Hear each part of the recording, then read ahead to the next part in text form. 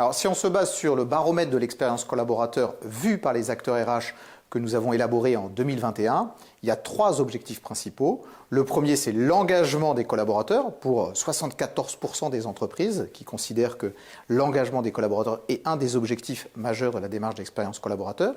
Le deuxième objectif, c'est l'amélioration de la performance globale des organisations. Et le troisième objectif, c'est la qualité de vie au travail des collaborateurs, évidemment.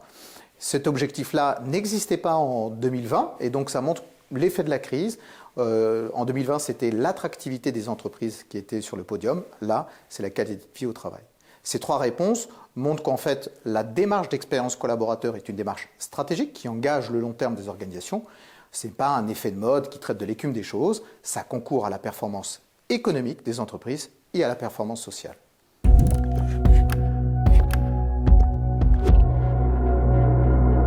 Alors, toujours si on se réfère au baromètre 2021 que nous avons mené, on a interviewé 518 professionnels des ressources humaines pour justement prioriser les pratiques RH.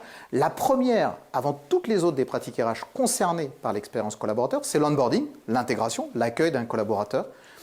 La deuxième, ce n'est pas vraiment une pratique RH, mais il est important de la noter, c'est le management. Sans les managers, on ne peut pas faire vivre au quotidien l'expérience collaborateur, écouter activement les ressentis des collaborateurs, donc intégration et management.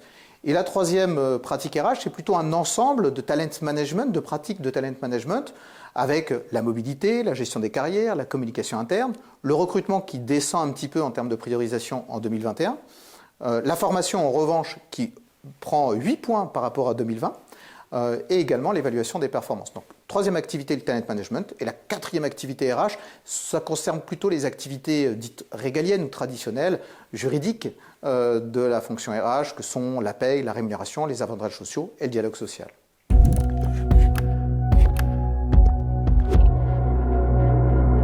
Alors, d'abord, je voudrais noter que les DRH ont été sur le pont pendant cette crise et elle n'est pas terminée. Ils ont été très actifs, très engagés. Donc, je voudrais d'abord leur rendre hommage à cette abnégation, voilà, leur action pendant cette crise. Évidemment que l'expérience collaborateur pendant la crise est un atout pendant cette crise. D'ailleurs, 82% des entreprises qui pratiquent l'expérience collaborateur nous disent justement que ça a facilité la crise. Parce que ça concourt à l'engagement des collaborateurs, à leur qualité de vie et à la performance. Ce sont les objectifs de l'expérience collaborateur. Mais l'expérience collaborateur n'est pas uniquement une clé du succès pendant la crise. En fait, c'est une clé du succès du XXIe siècle. Elle permet de s'adapter, elle permet de l'agilité, elle permet de faire front, de créer du lien ensemble. Et c'est ça qu'on attend en 2021 de la part des organisations.